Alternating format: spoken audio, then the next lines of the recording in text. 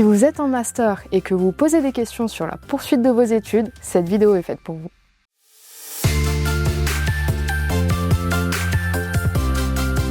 Je m'appelle Sarah Terwan, j'ai fait ma thèse sur l'idiomaticité auprès de la société Davies The Humanizer. Faire une thèse CIFRE, c'est comme faire son doctorat mais en alternance. Il s'agit d'un contrat de travail entre 3 parties, un laboratoire, une entreprise et un doctorant. Donc concrètement, ça veut dire que l'entreprise, elle te propose un CDD de 3 ans qui peut se transformer en CDI avec un salaire d'environ 1 800 € net par mois. Le premier avantage de la thèse CIFRE, c'est l'expérience, parce que tu passes 3 ans en entreprise et du coup, tu as une réelle expérience professionnelle pendant ta thèse.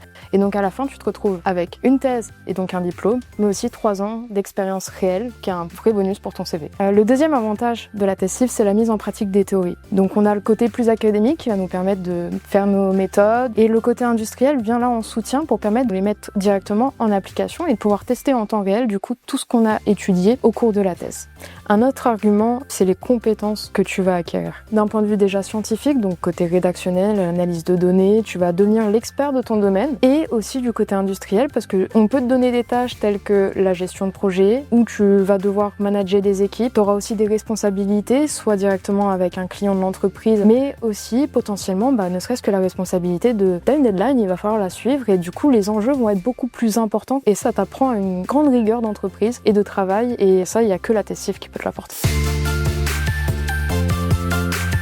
Pour postuler une thèse CIFRE, il n'y a pas beaucoup de modalités, il faut juste que tu sois titulaire d'un master ou d'un diplôme équivalent, et après tu n'as pas de condition d'âge ni de nationalité. Ensuite, il y a 2 options. C'est soit tu as déjà une idée, donc par exemple ton sujet de mémoire que tu voudrais approfondir, tu vas du coup te mettre en contact avec tes enseignants, avec un laboratoire pour rédiger un sujet de thèse CIFRE et ensuite postuler le projet sur la plateforme CIFRE ANR. La deuxième option, c'est à l'inverse, si tu n'as pas de sujet mais que tu as soit un contact au sein d'un laboratoire où tu sais que tu veux déjà être suivi auprès d'X ou Y enseignants-chercheurs, tu peux aller directement sur la plateforme et aller voir dans les offres de propositions dans ton domaine s'il n'y a pas une thèse qui t'intéresserait. Pour trouver tes collaborations, faut oser. Donc là, c'est vraiment que tu le fais comme à une offre d'emploi. Tu vas démarcher des entreprises, des collectivités, des administrations publiques, et il faut pas se fermer de porte. Il faut aussi aller regarder sur des sites tels que Indeed, Google, thèse.com. Donc pour résumer, la thèse CIFRE, c'est vraiment une aventure avec de belles choses qui vont t'arriver. Faut foncer, faut pas avoir peur. Si t'aimes être challengé, c'est fait pour toi. Et dans ces cas-là, je te souhaite bon courage pour la poursuite de tes projets.